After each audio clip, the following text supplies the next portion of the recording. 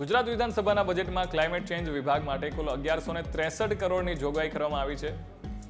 Renewable energy ઉર્જા ક્ષેત્રે ગુજરાતનું મોખરાનું સ્થાન ધરાવે છે. જળવાયુ પરિવર્તનના પડકારોને પહોંચી વળવા માટે ગ્રીન એનર્જી સાથે સર્ક્યુલર ઇકોનોમી પર ભાર મૂકવામાં આવશે. અને એટલું જ નહીં, સૌર અને પવન ઉર્જા સાથે ગ્રીન હાઇડ્રોજનને પણ વેગ આપવામાં આવશે.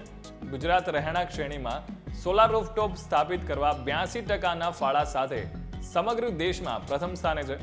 મધ્યમ તેમજ નાના રહેણાંક ગ્રાહકો સોલાર રૂફટોપ યોજનાનો લાભ લઈ શકે, પોતાનું વીજ બિલ ઘટાડી શકે તેમજ રાજ્યની ઉર્જા જરૂરિયાતને પહોંચી વળવા માટે મહત્વનો ફાળો આપી શકે એ માટે સતત પ્રયત્નશીલ રહેવાનું છે. રૂફટોપ સોલર યોજનાને વધારે વેગ આપવાની, અમુક વિસ્તારોને સંપૂર્ણપણે આવરી લેવાની પણ આ યોજના છે. સોલર રૂફટોપ યોજના અંતર્ગત ગ્રાહકોને સહાય આપવા માટે 993 કરોડની જોગવાઈ કરવામાં આવી છે. સરકારી તેમજ અર્ધ સરકારી કચેરીઓને સરકારી રહેઠાણના મકાનો પર ઓપેક્સ મોડલમાં 40 મેગાવોટ રૂફટોપ સોલર પ્રોજેક્ટની સ્થાપના અંગેની યોજના માટે 100 કરોડની જોગવાઈ કરવામાં આવી છે.